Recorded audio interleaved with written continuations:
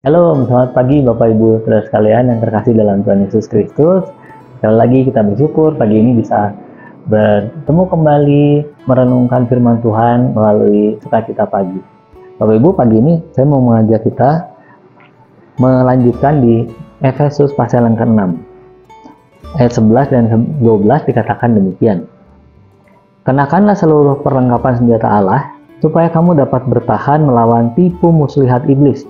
Karena perjuangan kita bukanlah melawan darah dan daging, tetapi melawan pemerintah-pemerintah, melawan penguasa-penguasa, melawan penghulu-penghulu dunia yang gelap ini, melawan roh-roh jahat di udara. Satu kalimat yang bisa kita jadi tekankan pagi hari ini adalah melawan tipu muslihat iblis.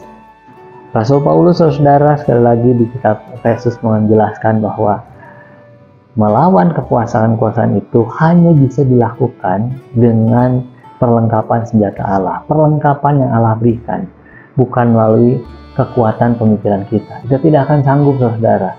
Kalau secara jumlah tahun lahir saja kita sudah kalah berapa ribu tahun ya dibanding si iblis.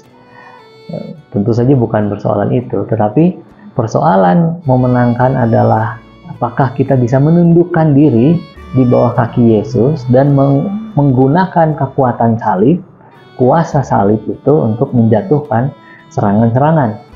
Inilah saudara yang dibayangkan oleh Paulus dalam bentuk peperangan. Memang pada waktu itu jemaat di Efesus, orang-orang Yahudi dan orang-orang Yunani sangat kental dengan peperangan. Mereka semua di sekelilingnya ada orang-orang yang berperang. Pada waktu itu tentara Romawi masih berperang, masih memperluas kerajaan dan lain-lain. Tetapi yang digunakan Paulus hanya sebagai ilustrasi. Karena dia mau masuk ke dalam inti penjelasannya, yaitu bahwa ada dua kubu yang berseberangan yang saling mencari kekuatan. Kekuatan sesungguhnya yang dari Yesus Kristus itu sudah menang di atas kayu salib. Sehingga kita tinggal menggunakan kekuatan itu.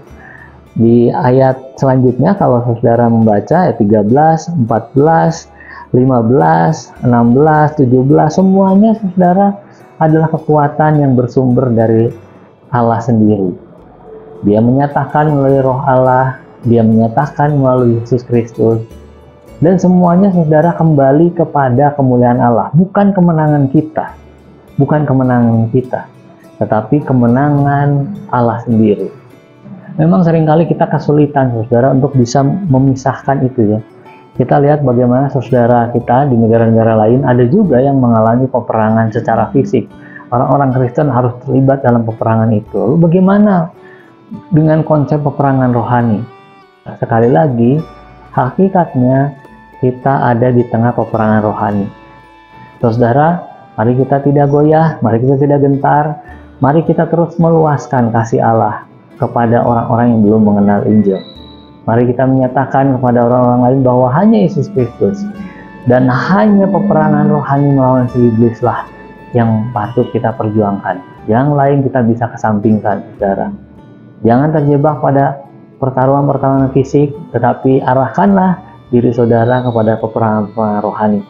Dan menangkanlah peperangan itu karena saudara sudah diberi senjata perlengkapan rohani dari pemenangnya sendiri, dari Yesus Kristus. Amin. Mari kita berdoa, saudara. Terima kasih, oh Tuhan Yesus, Engkau sudah menang di atas kayu salib melawan maut, dan tidak ada kuasa dimanapun di seluruh dunia, bahkan di surga, tidak ada kuasa yang bisa menandingi Engkau. Terima kasih Allah Bapa. Kami menyerahkan diri kami, biarlah kami terus dikuatkan, biarlah kami terus diberi fokus untuk memenangkan peperangan demi peperangan rohani yang kami hadapi setiap waktu, setiap harinya. Terima kasih Allah Bapa. Kami menyerahkan doa kami dalam nama Yesus Kristus. Amin. Puji nama Tuhan, dan sejahtera dari Tuhan Yesus Kristus menyertai.